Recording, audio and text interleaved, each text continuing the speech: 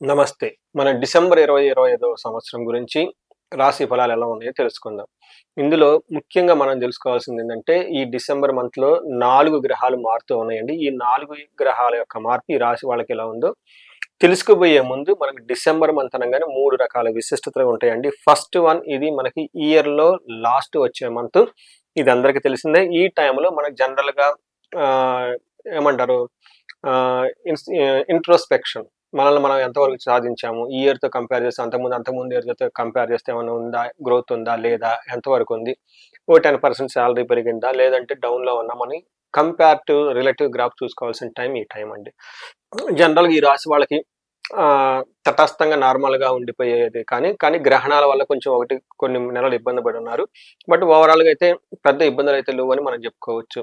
Next December 16థ్ నుంచి మనకి ధనుర్మాసం start అవుతుంది. ఎప్పుడైతే ధనుర్మాసం స్టార్ట్ అవుతుందో మనకి విలేజెస్‌లో హరిదాసులు రావటం స్టార్ట్ చేస్తారు. ధనుర్మాసం సందర్భంగా విష్ణు ఆలయాల్లో నామగోత్రాలు చదువుతూ ఉంటారు. వీటితో పాటు ముఖ్యంగా మనం ఊళ్ళల్లో పేడ కల్లాపు చల్లుకోవటం, గొబ్బెమ్మలు పెట్టుకోవటం, రంగోలి ముగ్గులేసుకోవటం, రుగ్గులు కాంపిటీషన్ పెట్టుకోవడం చూస్తూ ఉంటాము. అక్కడి నుంచి మనకి సంక్రాంతి పండగకు సంబంధించిన ఉత్సవం, సెలబ్రేషన్స్ అన్నీ జరుగుతూ ఉంటుంది. ఇది రెండోది. మూడోది మన అందరికీ తెలిసిందే. ఈ టైంలో సాఫ్ట్‌వేర్ వాళ్ళకి డౌన్ టైమ్ అంటారు. సర్వర్‌లు నో కోడింగ్ అంటూ ఉంటారు రకరకాల లాంగ్వేజెస్‌లో. లీవ్‌లు ఎన్‌కాష్‌మెంట్ చేసుకోవటం లేదా ఎక్కువగా వెకేషన్స్‌కి వెళ్తూ ఉంటారు. ఈ టైంలో ఇండియాలో ట్రావెల్ చేయడానికి చాలా ఆహ్లాదకరంగా ఉంటుంది. అన్ని టూరిస్ట్ స్పాట్స్ అంతా చాలా బావుంటాయి.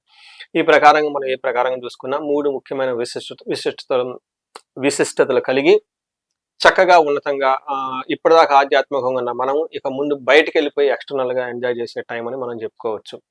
అయితే ఈ టైంలో కన్య రాశి వారికి ఎలా ఉందంటే, ఈళ్ళకి వాతావరణం గ్రహస్థితి మిక్స్‌డ్‌గా ఉంది. అంటే ఆఫీస్‌లో బావుంటుంది. ఇంట్లో కొంచెం ప్రాబ్లమ్‌గా ఉంటుంది. ట్రావెల్ చేయడానికి అనుకూలంగా ఉంటుంది. ట్రావెల్స్‌లో ఇబ్బంది పడుతూ ఉంటారు. అలా కొన్నిట్లో అనుకూలంగా, కొన్నిట్లో ప్రతికూలంగా అప్స్ అండ్ డౌన్స్‌తో ఎక్కువగా కూడి ఉంటుంది. బట్ ఓవరాల్‌గా ఒక నార్మల్‌గా అంత పెద్ద ఇబ్బంది పెట్టేదైతే ఏమీ లేదని మనం తెలుసుకోవచ్చు. ఇందులో గ్రహాలు మనం 4 మారుతున్నాం కాబట్టి, మనకి సంస్కృతంలో మహర్షులు ఏం చెప్తారంటే జ్యోతిష్య శాస్త్రంలో మనకి 4 ముక్కల్లో చెప్తారు. టోటల్ సమ్మరీ ఎలా ఉండబోతుందంటే ఫస్ట్ మానహాని, రిపప్రియం, రాతి భయం, విభూతిం అంటారు. ఇవి సంస్కృతంలో దాని మీనింగ్ ఏంటంటేనండి, ఇప్పటిదాకా మిమ్మల్ని ఎవరైతే గనక అవమానం చేస్తూ ఉంటారో వాళ్ళకి మిమ్మల్ని అవమానం చేసే ఈ టైంలో వాళ్ళకి గ్యాప్ వస్తుంది. వాళ్ళకి ముందు మిమ్మల్ని అవమానించడానికి అనుకూలంగా లేని పరిస్థితి ఉంటుంది. శత్రువుల పైన మీరు గనక కూర్చొని మాట్లాడితే మీది పైచేయిగా ఉంటుంది.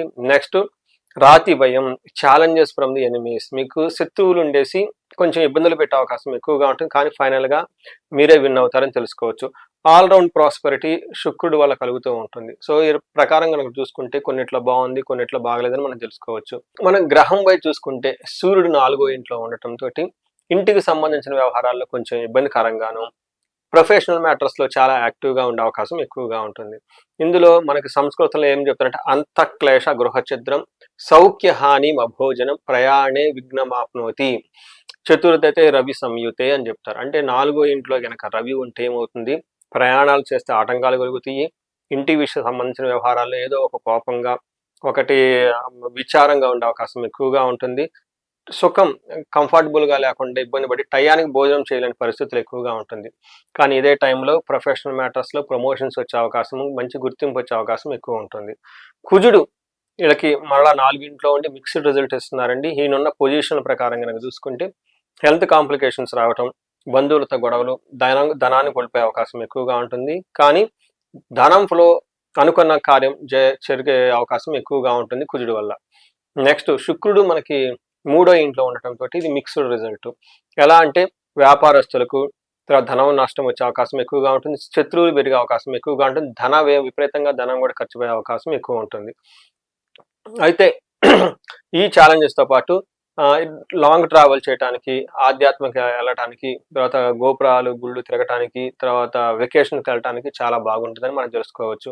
ఈ టైంలో మీకు ధనం విపరీతంగా ఖర్చవుతుంది. కానీ మీ మాటకి చాలా విలువ ఉంటుంది. సమాజంలో మిమ్మల్ని బాగా చక్కగా గౌరవిస్తూ ఉంటారు. వీటితో పాటు మనకి మహర్షులు జ్యోతిష శాస్త్రంలో అంగగోచారం అనే కాన్సెప్ట్ ఇచ్చారండి. దీని ప్రకారం నక్షత్రం ప్రకారంగా ఎలా ఉంటుందో కూడా మనం తెలుసుకోవచ్చు. నక్షత్రం ప్రకారం మనం చూసుకుంటే వీళ్ళకి ఉత్తర ఫాల్గుని, హస్త, చిత్త నక్షత్రాలు ఉంటాయి. ఉత్తర ఫాల్గుని నక్షత్రం వాళ్ళకి ఈ మాసం అంతా జయప్రదంగా ఉంటుంది, ధనలాభం ఉంటుంది, విశేషంగా ధనలాభం కూడా ఉంటుంది. ఛాలెంజెస్ కనుక చూసుకుంటే భయము, బంధనము, కలహము అంటారు. అంటే ఏదో ఒక విషయంలో గొడవలు వచ్చే అవకాశం ఎక్కువగా ఉంటుంది. ఇది భూమికి సంబంధించి కానివ్వండి, లేదా అన్నాదమ్ముల మధ్య గొడవలు అయితే అవకాశం ఉంటుంది. నెక్స్ట్ భయం కలిపే పరిస్థితులు ఎక్కువ ఉండే అవకాశం ఉంటుంది. నెక్స్ట్ బంధించబడినట్లు ఉండే అవకాశం కూడా ఎక్కువగా ఉంటుంది. నెక్స్ట్ హస్త నక్షత్రం వాళ్ళకి జయప్రదంగా ఉంటుంది, ధనలాభం ఉంటుంది, విశేష ధనలాభం ఉంటుంది. అగైన్ వీళ్ళకి భయము, బంధనము తో పాటు కలహం, గొడవలయ్యే అవకాశం ఎక్కువగా ఉంటుంది. లాస్ట్ చిత్తా నక్షత్రం వాళ్ళకి ఐశ్వర్యప్రదంగా ఉంటుంది, జయ బాగుంటుంది, ధనలాభం ఉంటుంది, విశేష ధనలాభం ఉంటుంది. కానీ వీళ్ళకి కూడా గొడవలయ్యే అవకాశం ఎక్కువగా ఉంది. ఈ గొడవలు కూడా అన్నదమ్ముల మధ్య కానివ్వండి, భూ వివాదాలు కానివ్వండి, లేదంటే ఏదైనా అనుకున్న పని జరగక దాంతో ఇబ్బందులు పడే అవకాశం ఎక్కువగా ఉంటుంది.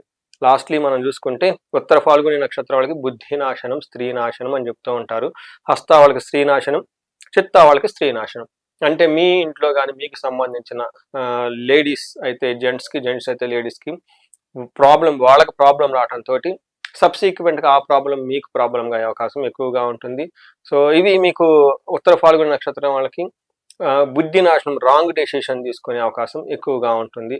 సో చూశారు కదండి, ఒక రకంగా చూసుకుంటే ఈ రాశి వాళ్ళకి కొంచెం పాజిటివ్గానే ఎక్కువగా ఉంది, కొంచెం ఛాలెంజెస్ కూడా ఉన్నాయి, మిక్స్డ్గా ఉంది. కాబట్టి ఏదైనా ప్లాన్ చేసుకున్నప్పుడు ఇప్పటిదాకా మనం డిస్కస్ చేసుకుని ఏ ఏ విషయాల్లో బాగుందో ఆ విషయాల్లో జాగ్రత్తగా పెట్టుకొని, ఎక్కడెక్కడికి సరిగా లేదో దానికి ఆల్టర్నేటివ్ ప్లాన్ బి పెట్టుకొని కొంచెం పేషెన్సీగా ఉంటే ఈ మంత్ అంతా చక్కగా ఉంటుందని చెప్పేసి నేను చెప్తున్నాను. అయితే మీరు చూసుకుంటే పరిహారాలు ఈ రాశి వాళ్ళకి జనరల్గా అంత పెద్ద ఛాలెంజెస్కి అయితే ఏమీ లేవు. కానీ ఇన్ కేసు ఎవరికైనా కనుక ప్రాబ్లమ్స్ ఫేస్ చేస్తూ ఉంటే ఈ టైంలో గణపతికి సంబంధించిన లక్ష్మీ గణపతి మంత్రాన్ని చాంట్ చేసుకోవటము, లేదంటే గణపతి అథర్వ శీర్షాన్ని రెగ్యులర్గా చదువుతూ ఉండటం చాలా బాగుంటుంది. వీటితో పాటు కుజుడు యొక్క అనుగ్రహం మీకు కావాలి కాబట్టి సుబ్రహ్మణ్యేశ్వర స్వామి గుడికి వెళ్ళినా కానివ్వండి, లేదంటే దుర్గాదేవి గుడికి వెళ్ళినా కానీ చాలా బాగుంటుంది. ఈ రాశి వాళ్ళు ఇంకా ఎవరైనా కనుక పెద్ద పెద్ద ప్రాబ్లమ్స్ ఫేస్ చేస్తూ ఉంటే విశేషమైన హోమాలు చేయించుకుంటే చాలా బాగుంటుంది. స్వర్ణలక్ష్మి విశేష హోమం చేయించుకుంటే ధన ప్రవాహం వస్తుంది. కుబేరు పాశుపత అభిషేకం, అగైన్ దానికి కూడాను వచ్చిన ధనం నిలబడటానికి కుబేరు పాశుపత అభిషేకం. భార్యాభర్తల మధ్య గొడవలు ఏమైనా ఉంటే అన్యోన్య దాంపత్య పాశుపత అభిషేకము, లేదంటే విశ్వావశు గంధర్వరాజ హోమము. వీటితో పాటు ఇంకా ఎవరికైనా ఏదైనా ఛాలెంజెస్ ఉంటే ఇండిపెండెంట్గా మీ యొక్క ఇండివిజువల్గా మీ యొక్క హారోస్కోప్ ఒకసారి చెక్ చేసుకొని మీ జాతకానికి అనుగుణంగా ఏ దశ నడుస్తుంది, ఏ భుక్తి నడుస్తుంది, ఇంకా వేరే ఏమైనా దోషాలు అనేవన్నీ చెక్ చేసుకొని తగు పరిష్కారాలు చేసుకుంటే మీ జీవితం 10 రెట్లు ఇంకా ముందుకెళ్ళే అవకాశం చాలా ఎక్కువగా ఉంది. సో మీకు రాబోయే రోజుల్లో అష్టైశ్వర్యాలు కలగాలని, భోగభాగ్యాలు కలగాలని చెప్పేసి నేను కోరుకుంటున్నాను. నమస్తే.